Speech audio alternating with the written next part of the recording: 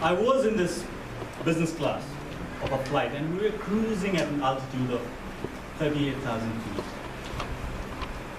It was a nice, beautiful, tranquil evening.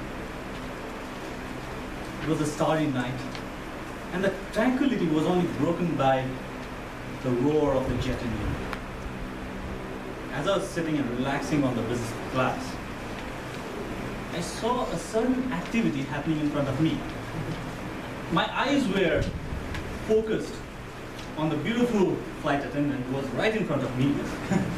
And suddenly there was a cockpit door opening.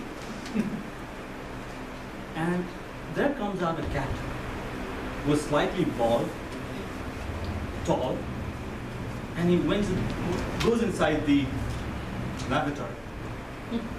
And for me, that is an opportunity to gaze inside the cockpit, because I am a big aviation fanatic. So I like to look into the cockpit. How does it look like? Because my childhood dream has always been to become a pilot. And as he was inside, there were a few people who were sitting right next to me who stand up and go towards the lavatory. Now I feel there was something was wrong there. So I quietly pulled a file from the passenger who was right next to me, and I started reading that. And to my surprise, I was shocked that they were planning to hijack this plane, because there was a high value classified nuclear ammunition that was supposed to be supplied to the KGB agent. I was shocked, and chills were running down my spine. I didn't know what to do. I looked to the left, everyone was silent. There was occasional turbulence, and I could hear the shuttering of the luggage compartment, but apart from that, nothing else. So I was sitting quietly, the sweat was flowing down my cheeks, but I could do nothing. And all of a sudden, the pilot goes back to the cockpit. The guy comes next to me, sits right next to me. And after possibly 1 hour into the flight, there is a big dip, and the flight goes woo!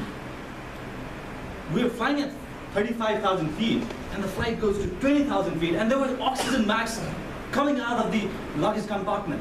And there was a big shout from the cabin, and I could see that people were frantic. And as the flight was plummeting down, I just held onto the seats and I crawled literally towards the cockpit door. As I went inside, I could see the ocean right in front of me from the cockpit window. I held onto the fire extinguisher and banged in the head of the captain. And I banged right to the co-pilot. They were left unconscious. But the flight was still plummeting down. And I called in there and said, "Hey, come in. She just came in, and we removed the pilot as soon as possible and threw him out of his cockpit seat. And I went into the cockpit.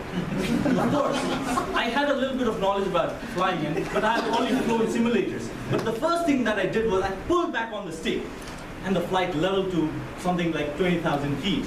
And there were all indicators, whoop, whoop, whoop, whoop, whoop, whoop, the autopilot going up, everything making noise. I pulled into the radio and I said, "Mayday, mayday, mayday."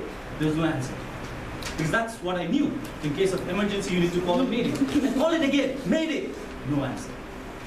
All I was left with was a plane. But I was sure that I could land this somewhere. As I was flying somewhere around 15,000 feet, in the middle of nowhere, I could see a remote island in front of me. And as I was trying to land this plane, I was trying to say, "Come on, you can do this. You can save these 239 passengers. You can do it." And as I was holding the controls, the engine flamed out. The roar of the jet engine was silent. And there was this eerie silence, and we were just gliding. But I knew that I could still land this glider. I pulled the landing gear down, and I went to land this plane. I just forced myself to land this plane. And as I was seeing the island getting bigger on my eyes, I was going a little faster than I should. I just prayed to God. And I said, this is it. If you can pull this, I can see it. If not, then we're done. And I banged into the island with a big force, and my tires blew out. Boom! And in a moment, I felt that maybe we're safe. Maybe we're safe. But the plane wouldn't stop. It was accelerating. It was speeding up. As I hit the brake, still it couldn't stop because the tires were blown out. And as I was approaching at the edge of the island, the plane stopped. And there was a big applause from behind that we're seeing. Ladies and gentlemen, this is how I saved Malaysian Airlines 370.